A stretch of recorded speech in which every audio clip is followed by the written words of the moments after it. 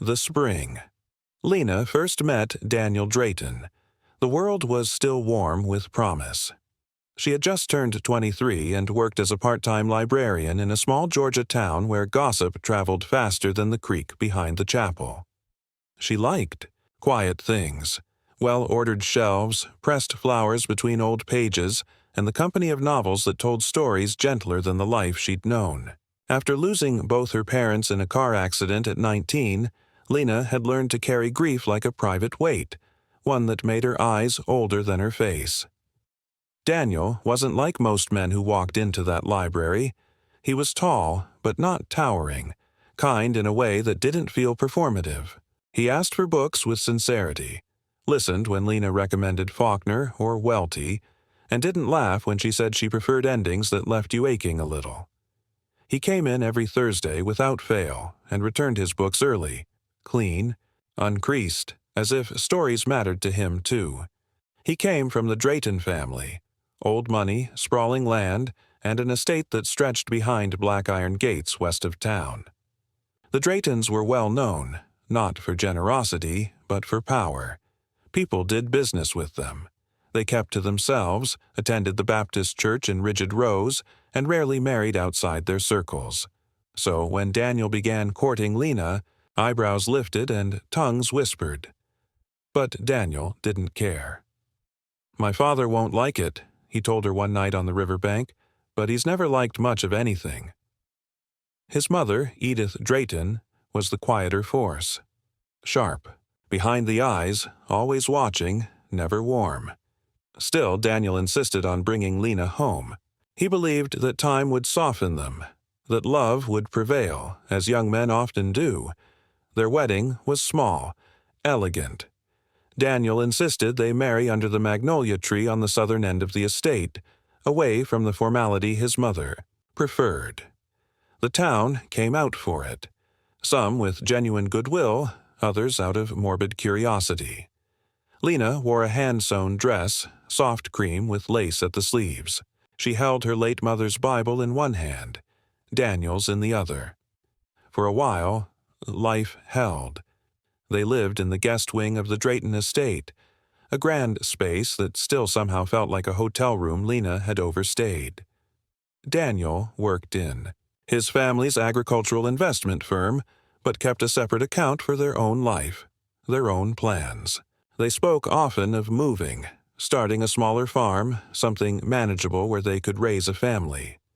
Lena volunteered at the local school, helped catalog books, and quietly built a place for herself where she could. Still, she always felt the scrutiny of Edith's eyes. Then came Samuel.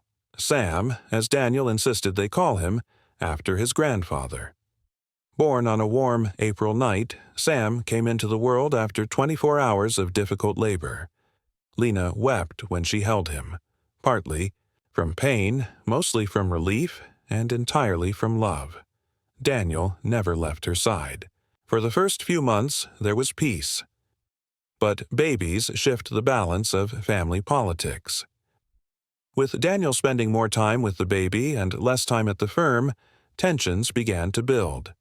His father, Horace Drayton, a man of strict schedules and colder hugs, made veiled comments about men needing to lead and not playing nursemaid. Daniel pushed back. He always had, but now his resolve was stronger. Lena admired him for it, even as it caused more friction. Sam grew into a quiet child with his mother's reflective eyes and his father's easy smile.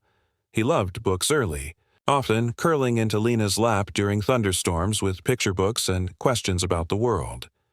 He was not raised in luxury, at least not the kind his grandparents believed in. Lena made sure of that. He wore hand-me-downs, ate simply, and learned to say thank you for everything, even when offered little. And then came the morning of Daniel's accident. It was a rainy Tuesday, and he was heading into town for a meeting about a land grant. Lena remembered his last words to her. "I'll be back before lunch. Save me some of that coffee cake." He never made it back.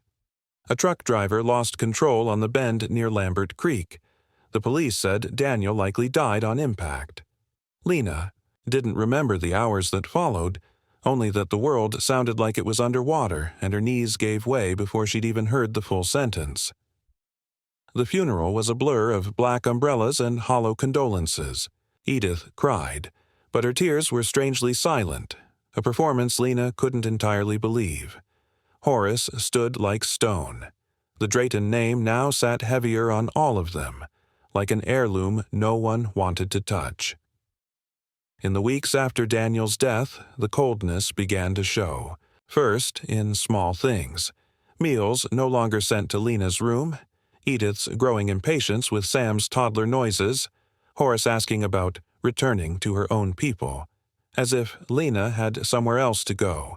She had no siblings, no extended family. The Draytons were all she had, and they knew it. Daniel's will was never updated after Sam's birth, a technicality that would later prove devastating. His assets were tied into the family trust, controlled primarily by Horace. What little Daniel had in his personal account was gone within a year, used for medical bills, a new roof on the estate wing, and the quiet expenses of grief.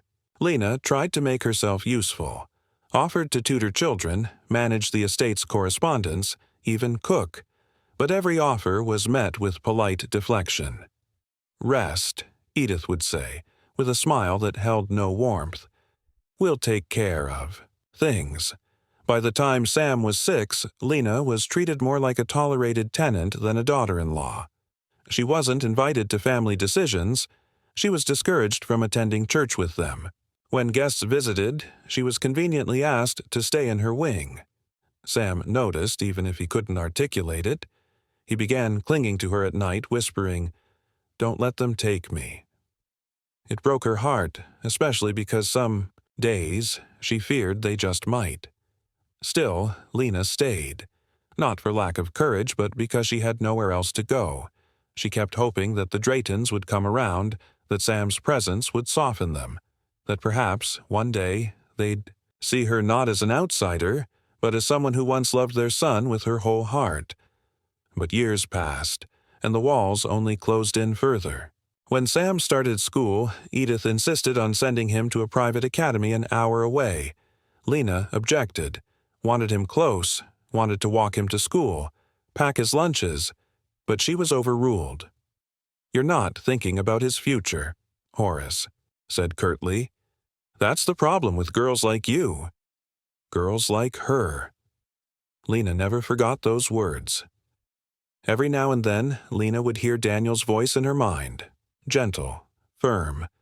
"Don't let them push you around, Len. You're stronger than that." But strength feels different when you're alone in a house full of disdain, watching your child become a stranger to you day by day. The final blow came on Sam's 10th birthday. Lena had baked him a chocolate cake from scratch, hung paper decorations in her wing, and planned a simple celebration. Just the two of them. But Edith intercepted Sam after school, hosted her own formal dinner with stiff table settings and no cake, and then sent him to bed before he could see his mother. Lena stood outside his room, holding a slice of cake wrapped in foil, and waited for him to sneak out like he always did. But that night, he didn't. He had been scolded for playing favorites, Edith told her the next day. Something cracked inside Lena then. Not loudly, but definitively. She realized that as long as she stayed under that roof, her son would be reshaped in someone else's image. So she made a plan. She began saving what little money she could from odd jobs in town. Sewing repairs, bookkeeping, babysitting. She stored the money in a tin behind a false panel in her room. It was barely enough for a bus ticket, let alone rent. But it was something. A hope. Then came the argument. Lena never told anyone exactly what was said that night in the formal dining room, only that voices rose, Horace slammed a fist on the table, and Edith called her a burden we never asked for. Lena stood her ground. Sam, now 11, tried to defend her. He told his grandfather to stop yelling. That's when it happened. Horace shoved Lena backward, not hard enough to draw blood, but enough for Sam to scream. The next morning, their bags were packed for them. Lena and her son stood outside the gates of the Drayton estate with 2 duffel bags, a bruised arm, and nowhere to go. No car, no money, no goodbye. But the worst part wasn't the cold, or the fear, or the humiliation of being discarded like trash. The worst part was that not a single soul from inside the estate looked back. The first few days after Lena and Sam were cast out blurred into survival.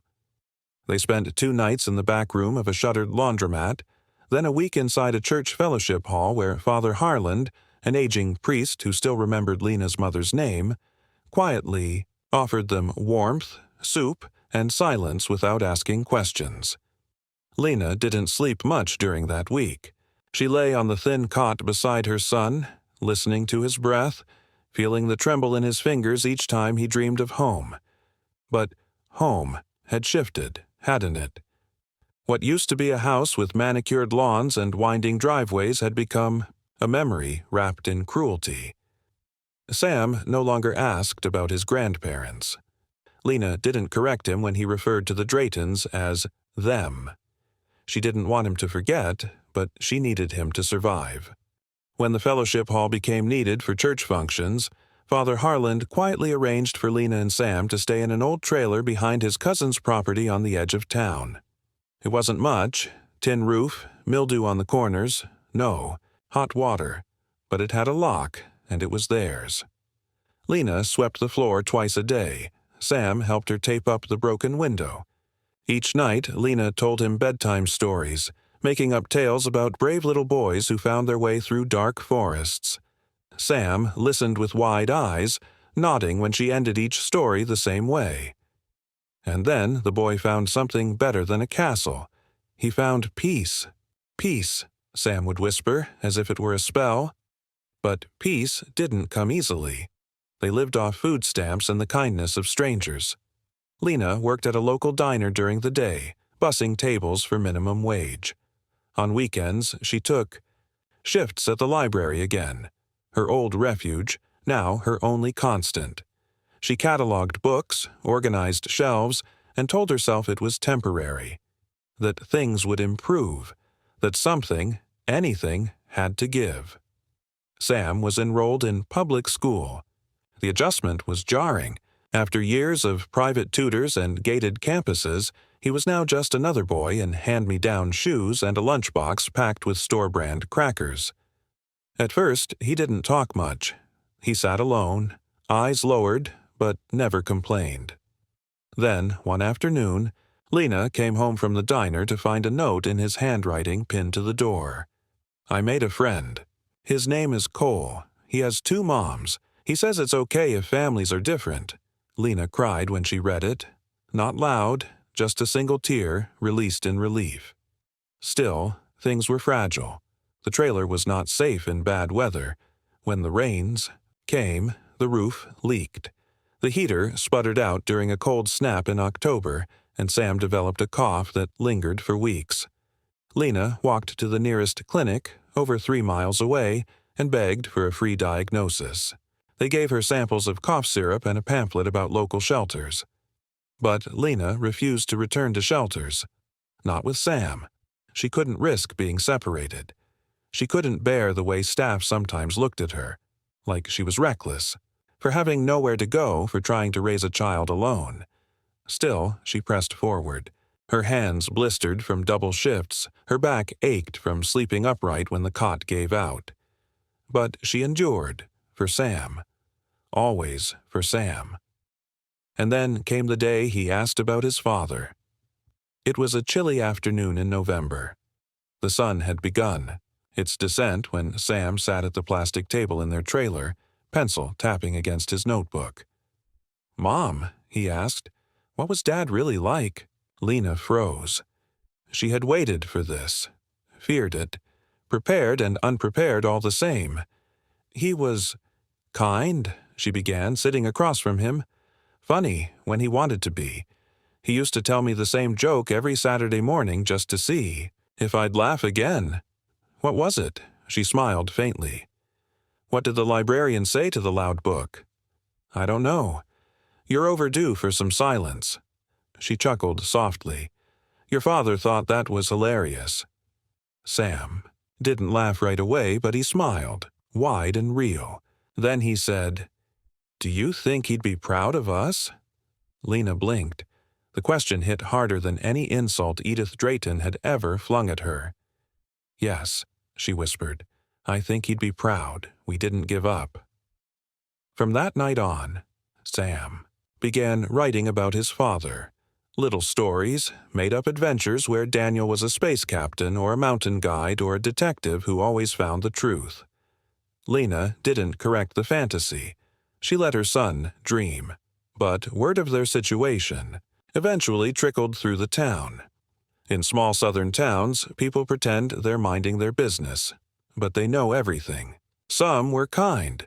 Mrs. Whitaker from the diner slipped extra muffins into Lena's to-go bag. Mr. Hill, the pharmacist, quietly waived co-pays on over-the-counter medicine, but others weren't so generous. She married too high, they'd say in hushed tones. And now she's fallen. Wasn't she the librarian once? Poor girl. Never should have gotten mixed up with the Draytons. Lena heard it all. She didn't flinch anymore. She'd been called worse and survived. But it wasn't just the town that took notice. Back inside the Drayton estate, Edith and Horace had begun to receive curious glances from their social circle. Invitations to garden parties came with questions. "Is your grandson well? I thought I saw Lena and the boy near the community center. Is everything all right at the estate?" For people like the Draytons, image was everything. And Lena, poor, battered, and public, was now a blemish on their perfection. One evening, weeks before Christmas, Edith sent Lena a letter through their lawyer. "Out of concern for the child and for public perception, we strongly advise against parading young Samuel through town as a spectacle. Should his welfare become compromised, we will pursue appropriate custody measures." It wasn't a threat. It was a declaration. Lena sat on the floor of the trailer that night, clutching the letter, her hands shaking. It wasn't enough that they'd discarded her. They wanted her son, too. Her only light. Her reason. She burned the letter in a coffee can behind the trailer. But fear lodged itself deeper than she liked to admit. She began checking locks twice, sometimes 3 times at night. She slept lighter. She made sure Sam never walked to school alone. Then, on a wind-bitter morning in January, Sam returned home limping. "What happened?" Lena asked, panic rising in her throat. He hesitated, eyes darting. "I tripped on the sidewalk." But she saw it, the bruise on his arm, the scrapes on his palm, the way his lip trembled when she asked again. Later that night, after she'd tucked him in, he whispered through the blanket, "They said we were trash, that my dad would hate us now, that we were forgotten." Lena didn't respond right away. Her heart was a drumbeat of sorrow and fury. Then she whispered back, "We are not forgotten, and we are not trash. You are made of love, Sam. Real love, the kind that survives." But deep inside, she knew. The longer they stayed in town, the more vulnerable they became. She started making quiet inquiries at the library. She asked about job boards, housing options, women's assistance programs in nearby counties. She tried not to let Sam see the desperation in her eyes. She tried not to show how each rejection scraped her raw. Then came a morning like any other, only it wasn't. It began with cold wind and a failed heater. The diner was short-staffed, and Lena worked, double without breaks. On her way home, the strap on her shoe broke. She arrived at the trailer to find Sam feverish, curled up in a blanket, pale and barely responsive. She rushed him to the urgent care clinic where they gave her the worst news. "It's a respiratory infection. He needs antibiotics, rest, and heat." "Ma'am, it's not safe for him in that trailer." Lena stared at the nurse. What do you mean, not safe? Child Protective Services may get involved if this continues. He's already missed several days of school. The words hit her like thunder. She nodded, expression blank, thanked them, took the antibiotics, and walked home under the darkening. Sky with her child on her back, small and burning up. That night she sat on the steps outside the trailer. She looked up at the stars and whispered, "Please, I've done everything I can." And somewhere in the distance, beyond the pines and roads and concrete, the echo of an answer began to move toward her. It happened on a gray morning when the sky carried that low, threatening hush before a storm. The air hung heavy. Lena had been up most of the night nursing Sam, who was still recovering from the fever that had knocked him down days ago. His breathing was easier now, but his body remained limp with exhaustion, his cheeks pale and eyes glassy. The antibiotics had helped, but they were only a piece of the puzzle. What Sam needed now was rest, warmth, and peace, none of which the tin shelter offered. The space heater had blown its fuse for good. Lena had tried patching a blanket into the cracks of the window, but cold still bled through. They huddled under 3 layers, her arms around him like a fortress. She didn't sleep, couldn't. When dawn came, and the trailer's tiny kitchen, filled with pale, dusty light, she knew she had to do something. The money was gone. She'd used the last $20 on Sam's prescription and a sack of rice. Her shifts at the diner had been cut to weekends only. They'd hired a cousin of the owner full-time, and her hours at the library were always temporary, offered only when the senior clerk fell ill or the budget allowed. There was no savings, no help coming. She sat at the kitchen table and stared at the grocery receipt like it might offer a miracle. And then she remembered it. Daniel's box. It was the only thing she'd managed to save when they were thrown out of the Drayton estate. A small cedar chest no bigger than a suitcase. Inside were letters, photographs, and a few keepsakes Daniel had saved, things Edith had never bothered to collect. Lena had guarded it like treasure, keeping it beneath their cot. She pulled it out, hands trembling, and opened the lid. The scent of old wood and dried flowers wafted up. Her eyes settled on a sealed envelope near the bottom, one she hadn't dared open before. Her name was written in Daniel's handwriting, soft and looped, unmistakably his. She unfolded the letter slowly, unsure what she was looking for. What she found wasn't money or instructions or a solution. It was love. It was a letter Daniel had written months before his death, perhaps when he felt the tension with his parents deepening, or when he began fearing that his health wasn't as strong as it once was. The letter was brief, but the words carved themselves into her soul. Lena, if anything happens to me, I need you to remember one thing. You are not alone. Don't let them silence you. Don't let my mother rewrite you out of my life. Fight for Sam. Fight for yourself. And if the day comes when you need help, there's someone who owes me a favor. Look for the name Thorne. He'll know.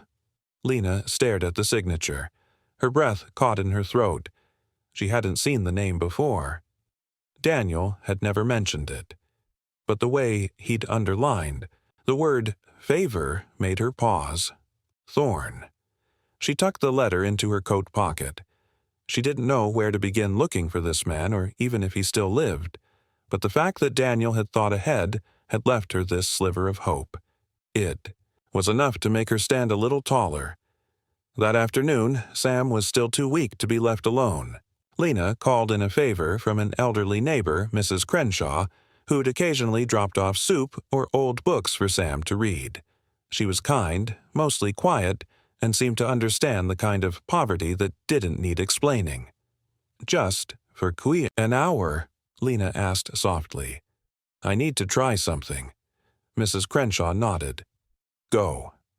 Lena walked 2 miles to the public library, her shoes soaked through from melted snow and her fingers stiff with cold.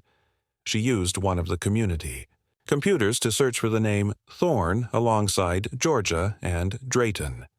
Dozens of results appeared, mostly businesses and obituary notices. But one article caught her attention. Historic preservationist Eli Thorne acquires Southern Estate for Restoration Project. The photo accompanying the article showed a man in his late 40s, sharp-eyed and clean-shaven, standing in front of an old plantation home. The article described his reputation for buying neglected Southern properties and restoring them with care, turning many into public landmarks or boutique inns. It mentioned a connection to the Drayton family through past business dealings, though. Details were vague. Lena printed the article and walked back to the trailer with frozen hands and something small kindling in her chest. Perhaps not hope, but direction. That night, as she made a pot of rice with boiled carrots, she told Sam a new story. "This one," she said, stirring slowly, "is about a man who owed a favor to a ghost." Sam blinked at her. A ghost? Not a scary one, just someone who wanted to help from far away. He smiled faintly and leaned his head on her shoulder. But just as she was beginning to gather courage, the second wave of cruelty arrived. It came wrapped in a knock. A tall woman with thin lips and a state badge stood at the edge of the trailer steps the following afternoon. Lena recognized the posture. Clinical concern dressed as civility. The woman introduced herself as a representative from Child Welfare Services. She asked to come inside. Lena didn't have the power to refuse. She led the woman in, offered her the only chair with a back that didn't wobble, and sat across from her with folded hands. "I understand your son has missed school recently." "He was sick," Lena answered calmly. "We took him to the clinic. He's on medication." There were reports of unstable heating conditions and some concerns about food insecurity. Lena felt her pulse throb in her ears. "We've been managing." The woman nodded, scribbled something down, and said the words Lena feared most. "Given the recent circumstances, we'd like to evaluate whether it would be best for Samuel to spend a temporary period in foster care. Just until we can ensure he's living in safe and stable housing." Lena felt everything go cold, even as rage burned inside her. "No," she said, her voice barely above a whisper. "I understand this is difficult," the woman continued. "It's not a judgment. It's just policy." Lena stood. She didn't scream. She didn't cry. She simply said, "My husband died 5 years ago. His family threw us out with nothing but 2 bags and a child still grieving. No one asked if we were safe then. No one came. I've kept him fed, clothed, and alive. You're not taking him." The woman hesitated, clearly uncertain. "A case. Manager will be in touch." As soon as the door closed, Lena collapsed to the floor. Sam, who had been listening from the cot, ran to her. "I won't let them take you," she whispered, arms wrapped tight around him. "Not now. Not ever." That night, she wrote a letter to Eli Thorne. It was not polished. It was not strategic. It was desperate. She told him her name, told him she was Daniel Drayton's widow, told him that Daniel had once said Thorne owed him a favor, told him about the estate, about the bruises, about the cold, about her son, and about the fact that she had nowhere left to turn. She mailed it the next morning. A week passed, then 10 days, then 15. Nothing came, and then, on a rainy Tuesday, 5 years to the day Daniel died, Lena heard the sound of tires pulling. Into the gravel path beside the trailer, a sleek black car rolled to a stop. She stepped outside, apron still damp from dishwater, hair pulled into a knot. She wiped her hands on her skirt, preparing for another solicitor or caseworker. But the man who stepped out was neither. He wore a long coat, gray hair at the temples, eyes sharp, aware, but not cruel. He extended a hand. "Mrs. Drayton?" he asked. Lena hesitated, heart pounding. "Yes." "I'm Eli Thorne." Lena stood frozen, the name catching in her chest like a breath she didn't know she was holding. Eli Thorne. She had imagined him younger, maybe more casual, less deliberate. But this man carried weight the way only certain people did, not with arrogance, but with the quiet gravity of someone who had seen many lives fall apart and helped stitch some of them back together. His coat was soaked at the shoulders from the rain, his shoes too fine for the gravel path he stood on. But none of that mattered. What struck Lena most were his eyes, not cold or pitying, but steady, unflinching. "I got your letter," he said. Simply, Lena hadn't expected a letter back. She hadn't expected anything. Writing it had been a final breath, not a flare for rescue. "I didn't think you would come," she murmured. He nodded toward the trailer. "May I come in?" She hesitated, every instinct in her warred with suspicion, how easily trust could be betrayed. But then she heard Sam coughing inside, and something softened. She stepped aside. The trailer was clean but bare. A small heater buzzed weakly in the corner. Sam lay curled beneath a quilt, eyes half closed. When he saw the stranger, he looked to his mother, his hand instinctively gripping the edge of the blanket. "It's okay," Lena said gently. "He's a friend of your father's." Eli crouched a little so he was eye level with the boy. "You must be Sam," he said. Sam didn't reply, but he didn't flinch either. Lena offered Eli a seat, poured a cup of instant coffee from the small stove. They sat at the tiny table while Sam listened from the cot, half alert, half dreaming. "I knew Daniel," Eli began. "We met years ago when I was trying to buy part of the Drayton land for a preservation project. He was the only one who treated me like a human being instead of a trespasser. I never forgot that. And then, well, after he passed, I tried to reach out, but the family shut every door. I'm sorry." Lena blinked hard. "They didn't even tell me he had friends like you. They didn't want you to know." The air between them filled with the weight of all that had gone unsaid. She could feel the storm inside her cracking open. Anger, grief, shame, fatigue, emotions too tightly packed for too long. "I'm not asking for charity," she said finally. "I wrote because I didn't know where else to go. They said they might take Sam. They said we're not safe here." Eli folded his hands. "You don't need to explain. I'm here because of the letter, yes, but also because I remember what Daniel stood for, and I know what the Draytons are capable of." She looked up, startled. "You do?" He nodded slowly. "More than you think. That family's name protects them from a lot, but not everything. I've seen the way they operate. Intimidation, silence, control masked as propriety. I knew what they did to Daniel before you even confirmed it in your letter. He was trying to pull away from them. Make a clean start. He told me he wanted to build a different kind of legacy." Lena's voice cracked. "He tried. I saw him fight for it." "I believe you." No one had said that to her in 5 years. Not a soul. Even well-meaning people had treated her survival like a private victory, something she should be proud of, not something they should help bear. "I don't need much," she said quietly. "I just want to raise my son without looking over my shoulder. I want him to grow up without being told he's lesser because his mother didn't come from money." Eli leaned back. "I might be able to help with that." She didn't respond. Didn't dare to ask what that meant yet. Instead, she busied herself cleaning dishes that didn't need cleaning. She could feel the heat rise to her face, an involuntary shame, not because of what she was, but because of what people assumed when they saw her. "You don't have to be afraid of asking," Eli said gently. "I'm not afraid," she replied, though her voice betrayed her. He waited a moment, letting the silence settle. "I run a number of properties," he said at last. "Some are still under renovation. Some are managed by local caretakers. There's one not far from here, in Rose Hollow, a small farmhouse on protected land. The couple who maintained it moved to Florida last month. It's vacant, needs a bit of work.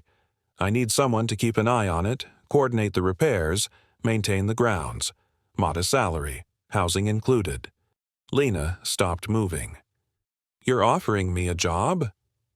I'm offering you a position of dignity, something stable, a beginning. 100 thoughts spun through her mind. What's the catch? What if it's not enough? What if the Draytons find out? I wouldn't take a handout, she murmured. This isn't charity, Lena. It's legacy. You were part of Daniel's life. He trusted you. He asked me to be there for you if he couldn't. I'm just fulfilling a promise. Her fingers trembled as she sat down across from him again. What if they try to take him from me anyway? Eli's gaze didn't waver. Let them try. They won't get far with me involved. There was no bravado in his voice, just certainty. Lena let herself exhale. For the first time in years, she felt something like safety. That night, after Eli left to make arrangements, Lena lay beside Sam as the storm pattered softly on the roof. He said you're strong, Sam murmured. Who did? Mr. Thorne. I heard him. She smiled faintly, brushing a strand of hair from his forehead. Do you believe him? Sam looked at her with quiet admiration. I always have. Later, as Sam drifted off, Lena stared at the ceiling and let her mind reach backward, to the girl she had been when she first married Daniel, so full of hope, to the woman she had become, weathered but not broken, and to the mother she had always tried to be, even when it felt like she was failing.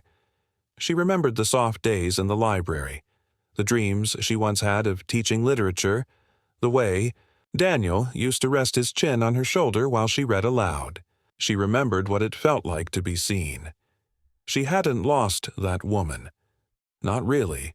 She was still inside her, beneath the bruises and the shame and the grit of survival. That night, for the first time in a long while, Lena didn't dream of loss. She dreamed of light filtering through an old window, of fresh paint, of Sam riding a bicycle down a gravel path without fear, of her name on a door, caretaker, resident, home. But in the morning, reality still hovered like a question. Could she really trust this man? Could she trust anyone? The doubts clung to her even as Eli returned 2 days later with a rental van, loaded with groceries, warm bedding, and a binder of paperwork. All I need is your signature, he said, and we can be gone by sunset. Lena stared at the contract. The salary was modest, but more than she'd seen in years. The title listed her as on-site residential manager. The terms were clear, no fine print, no traps. Why are you doing this? She asked one last time. Eli's voice was low, solemn. Because someone did it for me once. And I didn't forget. She nodded. Let me get Sam. As they packed, Lena moved like someone half in a dream. She touched each item with reverence, even the threadbare socks and dented pans. She had built a life in the ashes, and now she was stepping out of them. Before they left, she stepped out onto the trailer's porch, looking out at the crooked fence and broken mailbox. For all its pain, this place had been a womb of survival, a place where she and her son had chosen each other again and again. Goodbye, she whispered, and then, without ceremony, she climbed into the van beside Sam.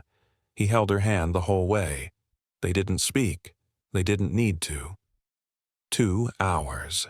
Later, they arrived at a pale yellow farmhouse nestled at the edge of a quiet wooded field. The roof was old but stable, the porch wide, the chimney crooked in the charming way that stories always describe. Sam ran to the back door, laughing for the first time in what felt like months. Lena stood at the gate, wind lifting the edge of her coat. Her hands gripped the iron latch, and she let herself hope. The farmhouse in Rose Hollow didn't look like much at first glance, but to Lena, it was a quiet promise. The land around it was overgrown, grasses stretching toward the sagging porch, tree branches brushing against the eaves, but the bones of the house stood firm. A wraparound porch, wide windows, a brick chimney that looked as though it hadn't smoked in years. It was weathered, yes, but untouched by malice. No eyes watching her movements, no locked rooms, no whispers behind doors. It was the first place she had stepped into in years without holding her breath. The key turned in the lock with a satisfying click, and Lena pushed open the front door. The smell of wood and dust greeted her. Light filtered through the windows, catching particles in the air like gold flecks floating between worlds. Sam darted past her, exploring every corner, his laughter echoing off empty walls. "There's stairs," he called, "and a loft." "Careful," she replied automatically, though her voice was smiling. They found the bedroom at the back of the house. 2 old twin beds pushed against opposite walls, a wooden dresser, and an armchair, facing a window that looked out into the trees. Lena pressed her palm to the glass. It was cool, but intact. Everything inside the house was dated, but solid. The kind of place that waited, patiently, for someone to bring it back to life. The first night, they slept with their shoes still on, wrapped in the new blankets Eli had brought. Sam curled against her side like when he was small, his breathing steady, no longer wheezing. Outside, the wind whispered through the woods, but it was not a cruel wind. It was the sound of the world breathing. They slept. For hours. No fear. No footsteps in the hallway. No threats hanging in the corners of their minds. Just sleep. In the morning, Lena rose early, dressed in jeans and a worn flannel, and stepped onto the porch with a broom. She swept in long, quiet strokes, feeling every muscle in her arms begin to loosen, as if her body had finally been given permission to exist without bracing for impact. By the end of the first week, Lena had settled into a rhythm. Each morning, she walked the property, making notes of needed repairs, checking the mailbox at the road, inspecting the old shed where tools sat untouched under cobwebs. The work was grounding. She took pride in each small fix, sealing a window frame, tightening a loose step, dusting the layers of neglect from shelves and corners. Eli visited once every few days, dropping off supplies and taking updates. He never stayed long, never overstepped. He would walk the perimeter with her, listen as she described what still needed doing, then nod in approval. "You're efficient," he said one afternoon, glancing over the checklist she'd made. "I've hired professionals with less clarity." Lena shrugged, but inwardly those words stayed with her. They stitched something up inside that had been unraveling for years, the part of her that still doubted whether she was capable, worthy, enough. Sam started school in the local district. Nothing fancy, just a modest public school with kind-eyed teachers and a worn basketball court. On his first day, Lena walked him to the bus stop, her hand resting on his shoulder. He looked nervous, his backpack slightly too big for his frame. "You okay?" she asked. He looked up at her, then nodded. "They won't know who we used to be, right?" She bent down and kissed his forehead. "We are not what happened to us, Sam. We're what we choose now." He smiled, small but real, and stepped onto the bus. Lena stood at the roadside long. After the bus turned the corner. She wasn't crying. She wasn't afraid. She was simply feeling, and that alone was progress. Later that week, a package arrived. There was no return address, but the moment she opened the box, her breath caught. Inside were 5 of Daniel's books, his favorites. The same hardbacks he used to read under the magnolia tree back at the Drayton estate. Steinbeck, Morrison, Baldwin. There was a note, handwritten. "Found these in a storage room the family never opened. Thought they belonged with you. E. Lena." Ran her fingers along the worn spines. She opened East of Eden and found Daniel's handwriting in the margins. His loops, his exclamation marks, his underlines. He'd written beside one passage, "You can't ignore the truth forever. It rots in the silence." She closed the book gently and placed it on the new shelf she'd installed beside the front door.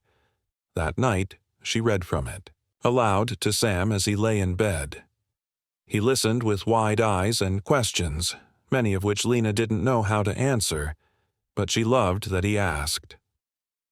"I think Dad would have liked this house," he said as she turned out the lamp. Lena smiled, into the dark. "I think so too." The next day, Lena received her first check, modest, just as Eli had said, but enough.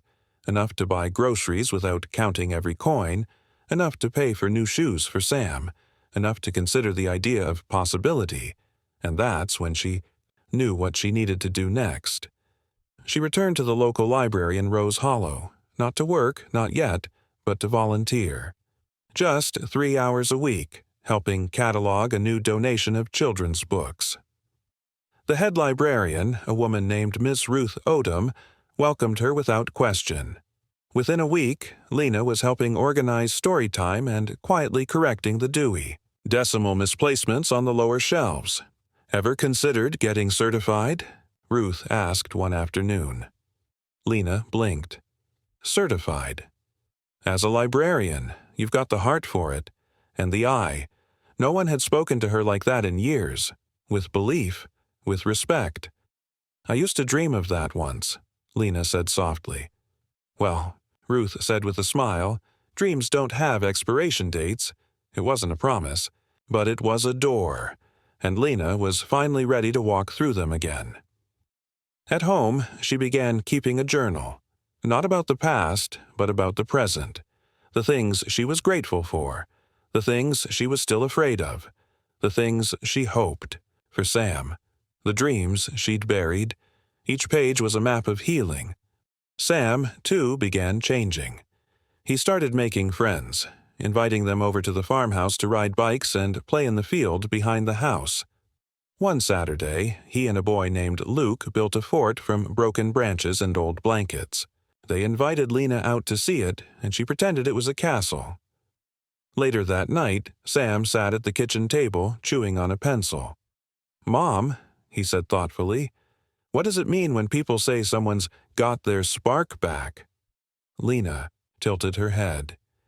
"It means they started feeling like themselves again, like the light inside came back." Sam looked at her carefully. "Do you think I got mine back?" She knelt beside him, took his hand. "I think it never left. It just got quieter for a while." He smiled. Lena spent her evenings making plans, budgeting, studying, even researching online classes. The money was still tight, but manageable. The fear still lingered in the corners, but she was no longer ruled by it. Then came an envelope in the mail, cream-colored, heavy with embossed lettering. It was from the Draytons. She opened it with a steady hand. Inside was a single sentence. "We are aware of your current arrangement. Do not overstep your position. No name, no signature." Lena stared at it, the paper shaking slightly between her fingers. But instead of fear, something else rose. Resolve. She folded the paper, slid it back into the envelope, and dropped it into the fireplace. It burned quickly, reduced to ash before the flame could touch her fingers. That night, she added a final entry to her journal. "I am not theirs. I am not their shame. I am not their silence. I am my son's mother. I am Daniel's choice. I am enough." Outside, the air was still. Inside, the house breathed with new life. Lena stood by the window, watching Sam sleep, and let herself believe, for the first time in a long time, that the worst was behind them. Before we continue, have you ever had someone step in when you were at your lowest? Maybe not with grand gestures, but with a quiet act that changed your path. Share a moment that gave you light when you needed it most. We'd love to hear your story in the comments below. The peace didn't break suddenly. It shifted, slow, subtle, like a cold front creeping under a closed door. 3 months had passed since Lena and Sam moved into the farmhouse. The land had softened under her care. The house no longer creaked with abandonment, but with the rhythm of life. Sam thrived. His cough was gone, his spirit lighter, His drawings, once mostly gray and angular, now shimmered with color. Lena hung them on the refrigerator with clothespins and pride. But the world beyond the hollow was stirring. It began with rumors. At the library, Ruth Odom mentioned a visit from someone connected to the Drayton estate, a lawyer, polite, curious, a bit too probing. He asked if I had a current address for you, Ruth said casually. I didn't tell him anything, just said you were volunteering. Lena nodded, heart tightening. Thank you. She'd known. It wouldn't last forever, that eventually the quiet she and Sam had claimed would be challenged. Still, she had hoped for more time. The next sign came in a local newspaper, a small notice buried in the community section. Historic Drayton property considered for private sale. Potential buyer known for preservation efforts. No names, no details. But Lena knew. She took the article to Eli. He confirmed it. They reached out to me last week, he said, sitting across from her in the farmhouse kitchen. Offered to sell me a portion of the estate, the East Orchard. Lena stared at him, hands tightening around her mug. Why now? Eli shook his head. My guess? They're running low on cash. The Draytons live on reputation, but their business model hasn't kept pace with the world. They won't admit it, but they're bleeding funds. So they're selling. Pieces, yes, but they want control over who buys. And they definitely don't want me poking around. Because of me. Eli nodded once. You're part of their scandal now. Lena looked down. The idea of being seen as a scandal, even still, burned her. She had spent years stitching herself back together, only to have the Drayton name try to unravel her from the outside. I won't be quiet, she said softly. I don't expect you to be. That night, after Sam was asleep, Lena pulled out Daniel's old letters. She read them slowly, letting his words remind her of what they had dreamed together. A small house, honest work, a life not defined by his family's inheritance. And then, she wrote her own letter, not to Eli, not to the Draytons, but to a name she'd nearly forgotten, to whom it may concern at Child Protective Services. She wrote it not to ask, but to inform. She listed their new address, Sam's school, her employment, his improved health, their clean living space. She included photographs, school records, and a note from Sam's doctor confirming his full recovery. She mailed it, certified. She would not wait for someone else to define their situation again. But the Draytons were not finished. 2 weeks later, she received an envelope, this time from a law firm bearing their family crest. The contents were both expected and still devastating.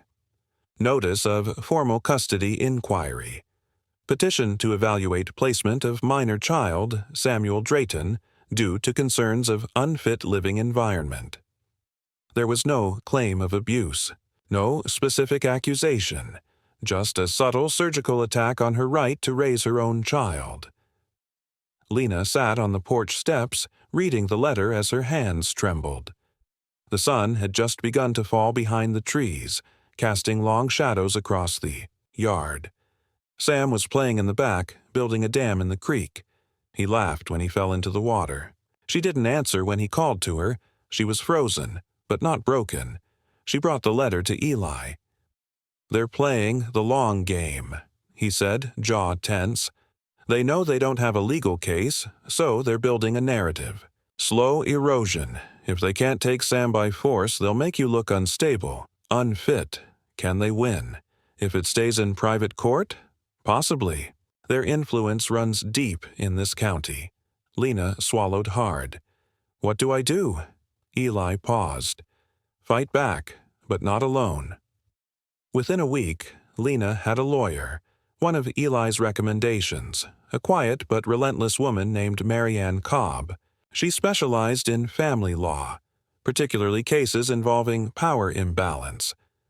I've gone up against families like the Draytons before, Marianne told Lena at their first meeting. They hide their cruelty behind protocol. But that's just another house of cards, and I know how to blow. Still, the process took its toll. Sam began noticing the tension.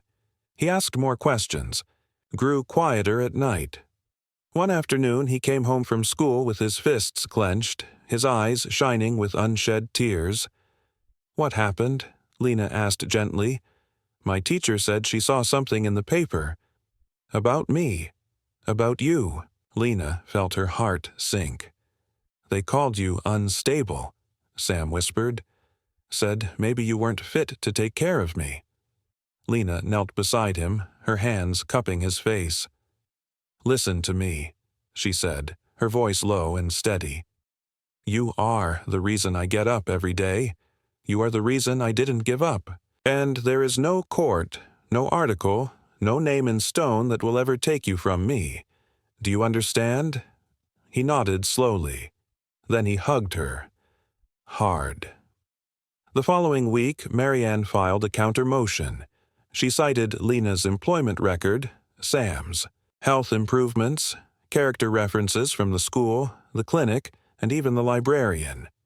She included Daniel's letters, proof that Lena had been left without protection after his death, evidence that the Draytons had cast her and her son out without support or legal recourse.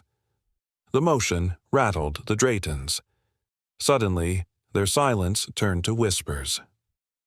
A second article appeared, anonymous sources claiming Lena had taken advantage of her late husband's good nature, that she had resisted help, that she was unstable before Daniel died.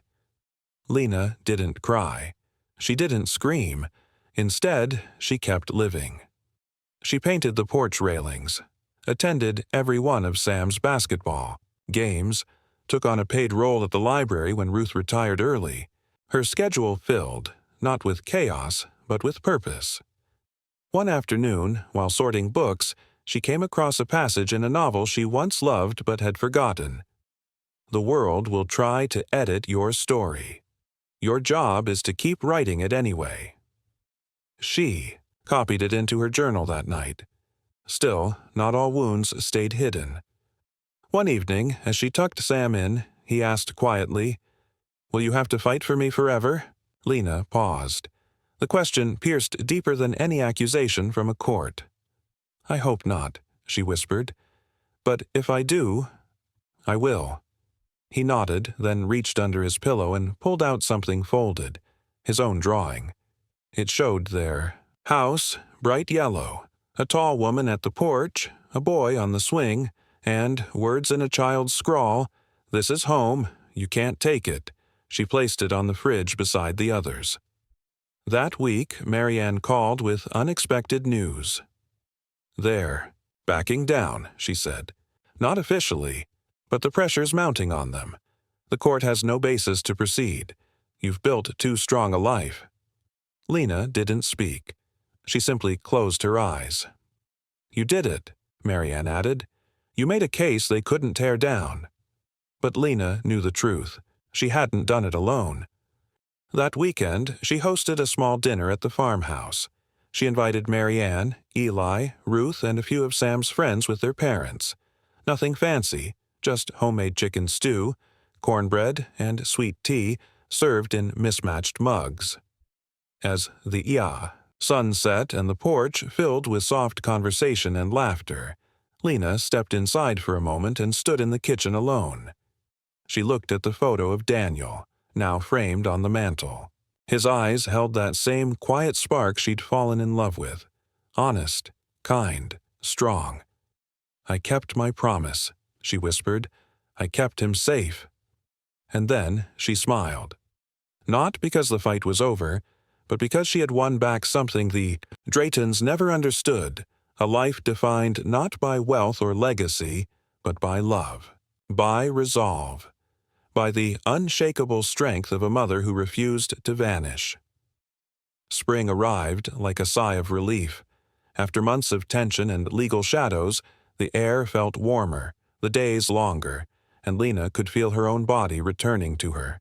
The fog that had once clouded her mornings, the worry that some new battle lay in wait just beyond the next sunrise, had begun to clear. The soil in Rose Hollow softened, and with it, so did her fear. Yet peace, Lena had learned, never meant passivity. It meant breathing through the weight and preparing anyway. It was early April when a letter arrived in a thick envelope postmarked, "From the Drayton estate." There was no threat this time, no legal jargon. Inside was a folded parchment and a photograph. The photo was of Daniel, one she'd never seen before. He stood in the garden behind the estate, leaning on the wrought iron fence, sun in his hair, one hand clutching a book. He looked at peace, young, whole. The handwriting on the back was unmistakably Edith's. "He never stopped loving you. We just didn't understand how to." That was all it said. Lena sat with the letter on her lap, her hands steady but her mind churning. It wasn't an apology. It was a surrender. She left the letter on the mantel, beside the frame of Daniel's picture, and stared at them both for a long while. Sam was at school. The farmhouse was quiet except for the sound of wind pushing softly through the trees. She thought of all the days she'd spent waiting for closure, some final sign that her pain had been witnessed. But this wasn't that. It was, in a way, permission to stop waiting. A few days later, Eli returned with news. "The estate is back on the market," he told her as they walked the edge of the property. "They want to sell the east wing and the surrounding land. It's a desperation move. They've over-leveraged their holdings. Most of the trust is empty. I made a bid." Lena turned to him. "You're buying the part of the property where we used to live?" He nodded. "I'm not doing it for them. I'm doing it because history deserves to be protected, and because I think you deserve a chance to reclaim the place they used to define you." Lena's breath caught in her chest. "I don't want to live there again." "You don't have to," he replied, "but I thought you might want to see it. One last time." At first, she refused. For a week, she carried the idea around like a stone in her pocket. She touched it in quiet moments, washing dishes, folding laundry, brushing Sam's hair from his forehead as he read on the porch. Could she walk those halls again? Could she see the staircase where Sam took his first steps? Could she look into the dining room where Horace Drayton had once called her nothing more than an obligation? But the more she tried to ignore it, the more it called to her, not out of nostalgia, but necessity. So, on a sun-warmed Saturday morning, she dressed simply, tied her hair back, and told Sam she'd be gone for a few hours. He looked up from his book and nodded. "Will you be okay?" he asked. "I will," she said, "because I'm not going there to remember. I'm going there to leave it behind." She drove alone. The Drayton estate looked smaller than she remembered. Age had caught up with it. Cracks in the stone columns, overgrown hedges, chipped shutters. The grandeur was still there, but it no longer looked untouchable. It looked tired. Mortal. Eli met her at the front gate. "I told them I was doing a pre-inspection." "Are they here?" He shook his head. "Gone for the weekend. They're staying at a coastal property. They don't know you're coming." "Good." She stepped inside. The front door opened with a groan. The air inside was stale with the scent of forgotten things. Lena walked slowly, her hand grazing the walls as if touching time itself. The grand staircase stood unchanged. Carpet still, blood red, the banister still gleaming with polish and memory. She paused in the hallway that once led to her room. The room she shared with Daniel. The room where, for a few brief years, she had been happy. She found the nursery, long since converted, into storage. The hand-painted stars Daniel once added to the ceiling had been painted over, but a few still peeked through faintly. She reached up and touched one. Downstairs in the dining room, she stood in the exact spot where Horace had told her she was weak, where Edith had spoken words like poison with a smile. And she said aloud, quietly, "I am not afraid of you anymore." Her voice didn't echo. It settled. She made her way into the library next. The same shelves, the same fireplace. The same rug where Sam had once laid on his belly reading storybooks with Daniel. There was a cabinet in the corner. She'd forgotten it. She knelt and opened it. Inside were books and a box. Wooden, simple, familiar. She drew it out. Inside, neatly stacked, were papers, receipts, letters, contracts, and at the very bottom, a letter addressed to Samuel James Drayton, in Daniel's handwriting. She sat there on the floor, the afternoon sun streaming in through the high windows, and read, "Dear Sam, if you're reading this, it means I wasn't there for as much of your life as I wanted to be. I'm sorry for that. I wanted more than anything to be the kind of father you could count on. I don't know what the world will look like for you, but I hope, wherever you are, you know this. Your mother is the strongest person I've ever known. She loved me when I didn't know how to love myself. She stood tall when the world tried to bend her. She believed in me, in us. If you ever wonder where your strength comes from, don't look at the name Drayton. Look at her, and if you're afraid, that's okay. Courage doesn't mean you're not scared. It means you keep going anyway, just like she did, just like I hope you will. I love you.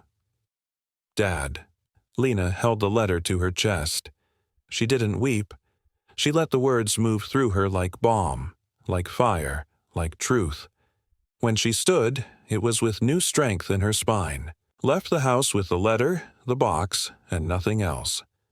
As she reached the front step, Eli looked at her, concerned. "You okay?" She smiled gently. "I will be." The next day, she gave the letter to Sam. He didn't say much. He read it twice. Then he walked to the porch and sat quietly, watching the trees sway. Lena joined him after a while, neither of them speaking. Finally, he said, "He was proud of us." "Yes," Lena replied. "He was." That week, Eli finalized the purchase of the East Wing, and he gave Lena the keys, not as a tenant but as a partner. "I'm not restoring it for them," he said. "I'm turning it into something new, a heritage house, a teaching space, a gallery. I want you to curate it." Lena stared at him, stunned. "Me? No one knows that house the way you do, and no one deserves to tell its true story more than you." She said yes. Not because of the past, but because of the future. She began planning exhibits, writing plaques that told the history of the land, not just the Draytons, but the people they never acknowledged. The workers, the teachers, the women, the quiet strength that had built more than wealth ever could. She worked long days, walked the halls with purpose, chose every detail with care.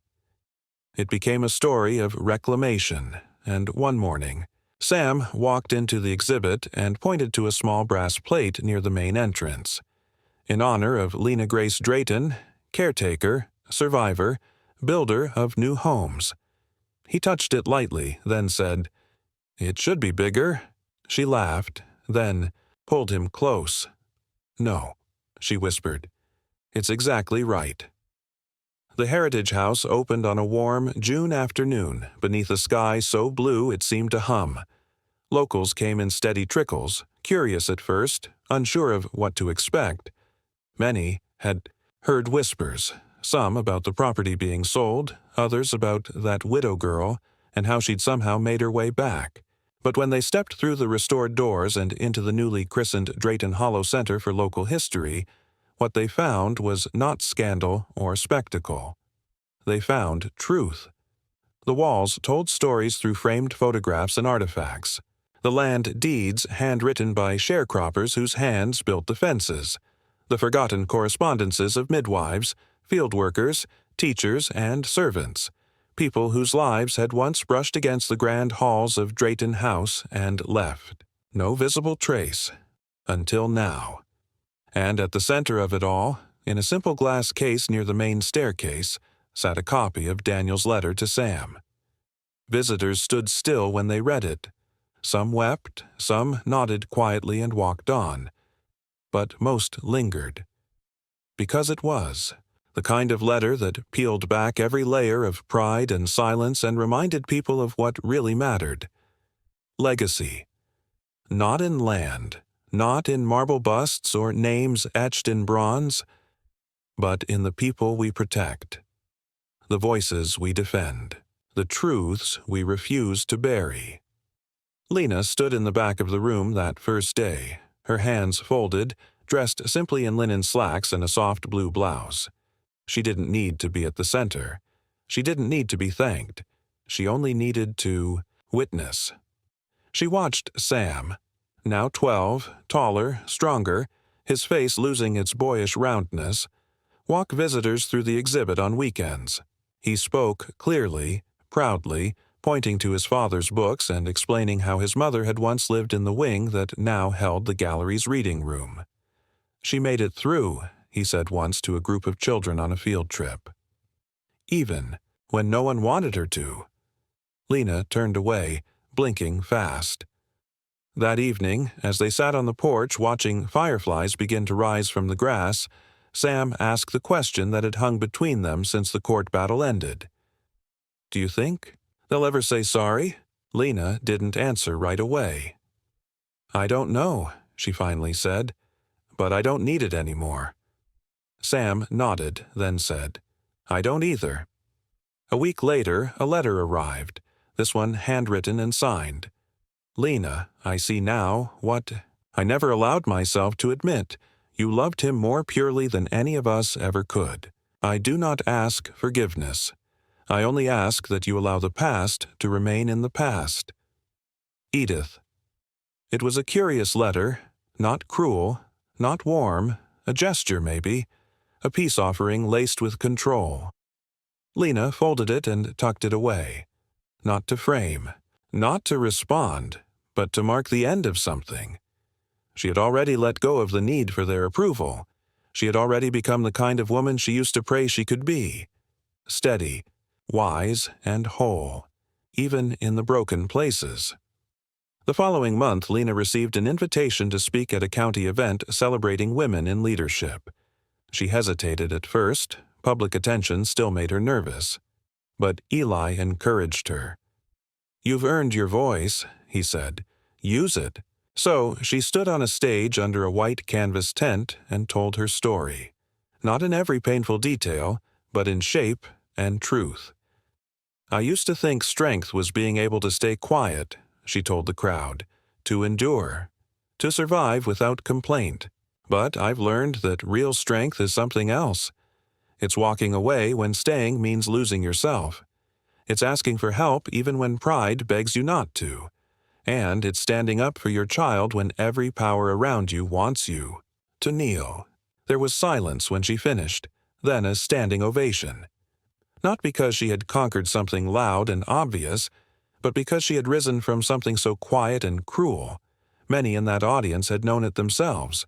Maybe not from in-laws, maybe not from court battles, but from lives where they had been unseen, unheard, unbelieved. After the event, several women approached her. One said, "You told my story." Another said, "I wish my mother had been like you." A third just held her hand and nodded, eyes full. Lena took none of it as praise. She took it as connection, and that was all she'd ever really wanted. Sam, now more confident, started writing his own stories. Short ones, mostly fiction. Tales of boys who lived in tree houses and outsmarted giants, or who tamed wolves not with weapons, but with kindness. One of his teachers wrote Lena an email. He's got a natural voice, and depth far beyond his. Years. Lena smiled when she read it. She knew where that depth came from the fires they'd walked through together, from the nights he'd seen her cry but never crumble, from the mornings she'd handed him warm toast even when her own stomach growled. She had not raised a perfect boy. She had raised a compassionate one who knew the cost of silence, one who would not let the world rewrite his mother's life as a footnote. And so life moved on, not perfectly, not easily, but truly. The farmhouse bloomed with wildflowers Lena planted herself. She taught Sam how to cook the dishes her mother used to make. Collard greens simmered with garlic, skillet cornbread, peach cobbler with crisp brown sugar. They made meals, together, then sat out under the stars eating on the porch like a royal banquet. On Sundays, Lena returned to the church she once found shelter in. Father Harland greeted her with a knowing smile. "Look at you now," he said. "I had help," she replied. "You had faith," he corrected gently. One summer evening, as Lena finished hanging laundry in the warm wind, Eli pulled into the driveway. He stepped out, holding a folder. "I wanted you to see this first." She opened it. Inside was a copy of his will, and under the section labeled Property Bequests, she saw the words, "Rose Hollow Farmhouse to be transferred to Lena Grace Drayton, for as long as she desires it. No terms, no debt. A gift in full." He looked up at him, stunned. "I thought it should always belong to the woman who saved it," he said. Lena tried to speak, but her voice caught. She took his hand and squeezed it. Not out of gratitude, but understanding. He was giving her what the world had tried to withhold. Ownership, legacy, place. A week later, Sam painted a sign and hung it on the mailbox post. Drayton. House. Not theirs. Ours. Lena laughed when she saw it.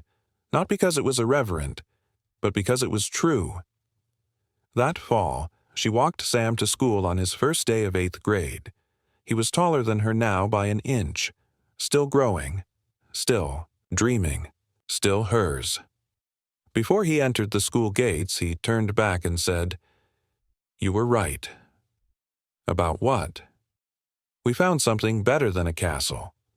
Lena stood alone on the sidewalk as he disappeared into the crowd. She thought of that. First night on the pavement outside the old estate, barefoot, bloodied, clutching her son like a shield. She remembered how it felt to be discarded by people who believed she had no worth beyond what she could endure in silence. They had beaten her down, but they had not broken her. And now, here, in this life built from nothing but strength and hope, she had something they never would. A future, with roots and light. Years later, long after the courtrooms had emptied, the dust had settled, and the Drayton name had begun to fade from relevance. Lena stood in the quiet morning hush of her front porch, with a steaming cup of coffee. The fields surrounding the farmhouse were heavy with dew, the trees bending slightly with the weight of early spring blossoms. The world was still, not in silence, but in steadiness, the way a heart finally beats without bracing for pain. She had aged, though not in a way anyone might consider wearied. Her face held fine lines, but they were etched more from laughter than sorrow now. Her back was straight. Her hands, always busy, were still calloused but firm. She had grown into herself, not by changing who she was, but by returning to the truth of who she had always been. A woman made not of fragility, but of quiet, enduring steel. Sam was 17, a man now, nearly. His voice had deepened, his stride lengthened, but the soul inside him, gentle, perceptive, brave, remained untouched. He had become the kind of person Lena once feared the world would never let him become. Free, emotionally intelligent, and unafraid to show kindness in a world that often mistook that for weakness. He was finishing his final year of high school, applying to colleges with a quiet determination Lena recognized as a mirror of her own younger self. On weekends, he volunteered at the local youth center, teaching art and storytelling. His drawings, once sketches of castles and monsters, had matured into vivid scenes of real life, portraits of struggle, strength, reunion. A gallery in town had featured his work under the title, "What Endures?" One painting in particular had drawn attention. It depicted a woman standing at a threshold, half in shadow, half in light, with a small boy gripping her hand. Behind them loomed a crumbling mansion, in front of them a sunlit path through tall grass. He had named it Mother. Lena couldn't look at it without her throat tightening. They never spoke much about the old Drayton estate anymore. Not because it was painful, though parts of it still were, but because it no longer defined them. The past had not been erased, but it had been reclaimed. What once threatened to consume them had become just one chapter in a longer, richer story. Sometimes, on her walks through the hollow, Lena would pass by the edge of the orchard Eli had restored. He had turned it into a community space with picnic tables and walking trails. The section of the Drayton land that once symbolized wealth now held garden beds planted by schoolchildren and benches with dedications like, "For every voice that was once silenced." The irony never failed to move her. She didn't see Edith again after the last letter. Horace passed away quietly a year after the court case collapsed. His obituary was 2 paragraphs long. No memorial was held. Lena had no feelings about it. No vengeance, no satisfaction, just closure. The end of an old gate finally rusting off its hinges. Edith, it was rumored, moved to a coastal cottage paid for by the remaining scraps of the Drayton Trust. She'd occasionally send stiff cards during holidays, addressed only to Sam Drayton, with brief notes like, "Continue working hard," or "Make your family proud." Sam never responded. He didn't hold hate in his heart, but he had learned, from his mother's example, how to protect his peace. Some battles weren't worth reigniting. Instead, he wrote letters to his future self. Lena had once found a stack of them tucked away in a box under his bed. Each one dated, each sealed. When she asked, he only said, "I want to remember who I was, in case I ever forget how far we came." On the eve of his high school graduation, he handed her one of those letters. It was addressed to her. "Dear Mom," it began, "this is not a thank you letter. You don't need my thanks. This is a letter of recognition. I see you. I see what you gave up. I see how you held the world up with 2 hands while carrying me on your shoulders. I saw the nights you didn't sleep, the days you smiled anyway. You never lied to me, but you never let your fear become mine. That's a kind of love people write poems about. I hope one day I become half the person you are. Love, Sam." Lena didn't cry then either. Not exactly. She sat on her porch that night, letter in her lap, stars overhead, and she let the tears come. Not from sadness, but from the release of something she hadn't known she'd still been holding. A need to be seen. To be known. To be understood not just as a survivor, but as a woman who had chosen, again and again, not to let darkness shape her son's world. Later that summer, Sam received a scholarship to a liberal arts college in North Carolina. It wasn't the biggest school, it wasn't the most prestigious, but it was a place where he could breathe, create, belong. They drove there together in a small borrowed truck, their bags packed carefully, her hands always ready to catch what might fall.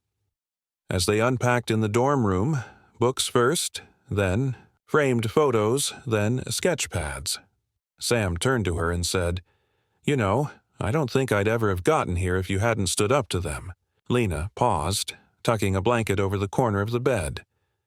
"No," she said, "you got here because you knew who you were, even when they tried to tell you otherwise." They hugged tightly, not like goodbyes, but like a tether being honored. Back. At home, the silence in the farmhouse was different. Not empty, just quieter. Lena filled the space with music, candlelight, her journals, and long walks. She volunteered at the youth center now, too, offering writing workshops for teenage girls who had grown up believing they were small. She told them, "Your voice is not something to hide. It's a key. Use it." And they listened. She no longer needed the approval of anyone. Not the town. Not the Draytons. Not the distant family she'd once dreamed might one day rescue her. She was no longer looking for rescue.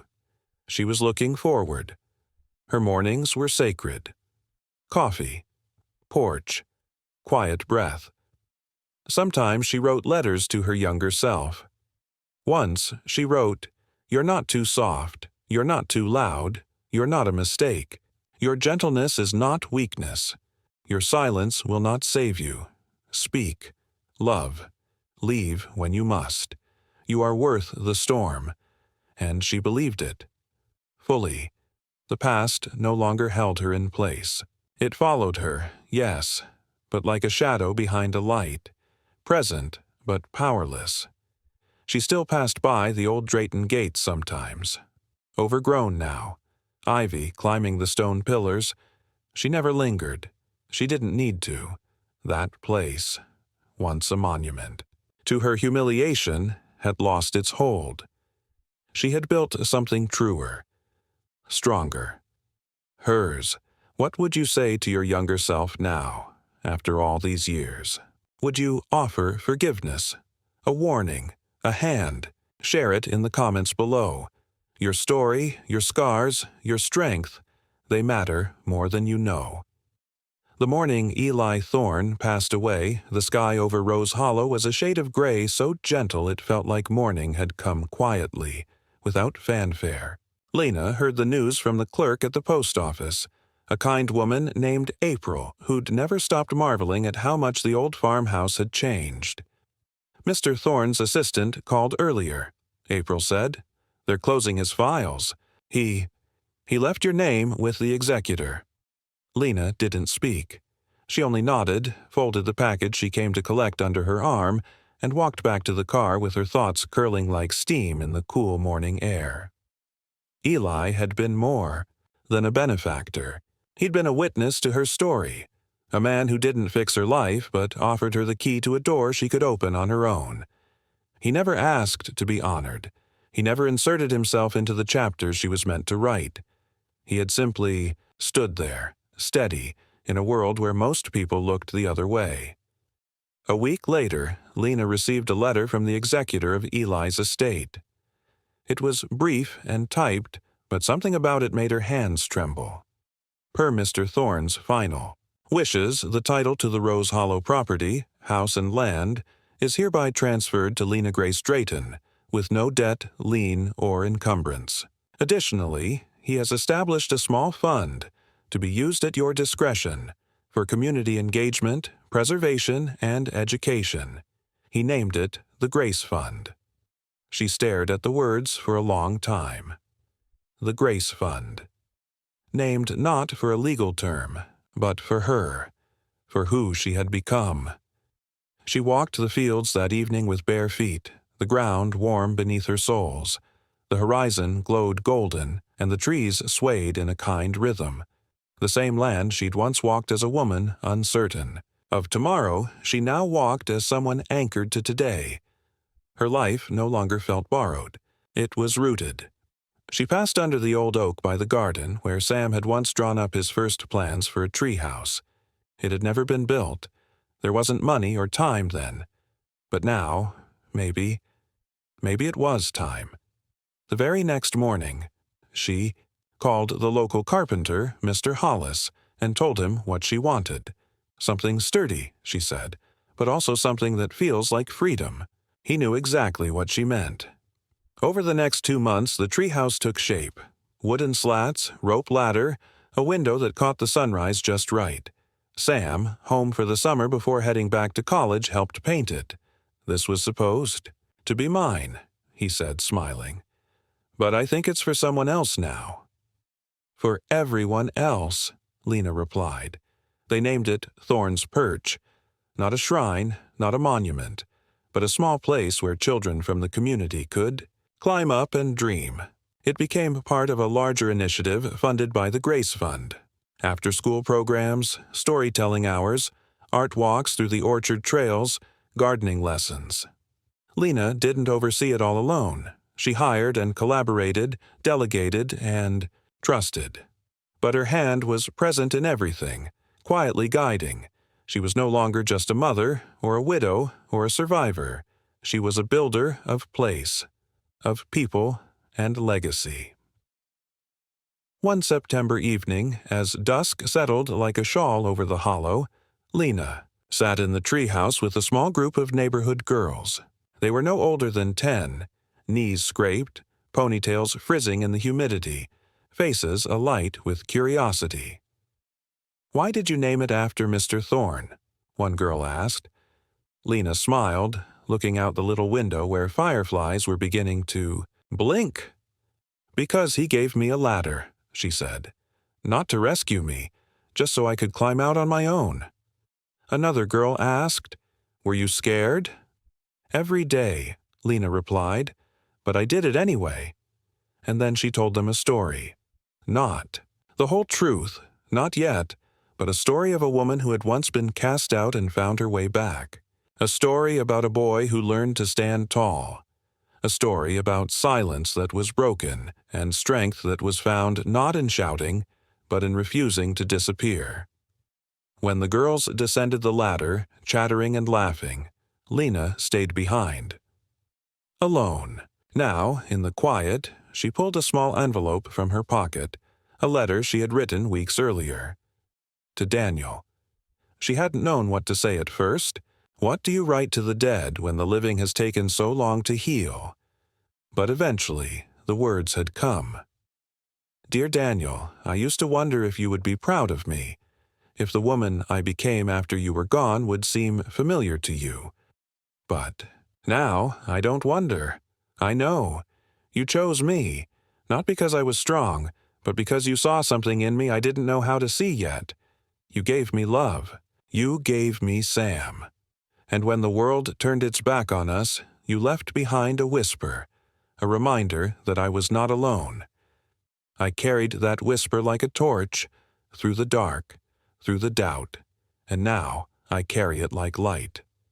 Sam is everything we hoped he'd be. Kind, brilliant, brave. I see you in him every day, but more than that, I see the parts of me I used to be ashamed of. The softness, the stillness, the tears. He carries them proudly. He doesn't flinch when people cry. He doesn't run from pain. He sits in it and he listens. And he loves. Fully, honestly, without fear. That's us, Daniel. That's our legacy. You never got to grow old with me, but I got to grow. And I thank you for that, every day. Lena. She folded the letter and tucked it into a nook in the wooden floor beneath a loose board she had carved with her initials and Sam's, not to hide it, but to let it rest. That night, back in the farmhouse, she made herself a cup of tea and opened her journal for the first time in weeks. The pages were full now, some scribbled in frustration, others in hope. She turned to the last blank page and wrote slowly, "You do not need a castle to be a queen. You do not need applause to know your worth. You only need to keep walking, keep building, keep choosing love over silence, truth over fear, and home, always home, over everything else." The fire burned low. The house was quiet. Her life, though ordinary to most, pulsed with meaning in every corner. She was no longer someone rebuilding after loss. She was someone building forward with quiet strength and a legacy that would outlive every name carved into stone.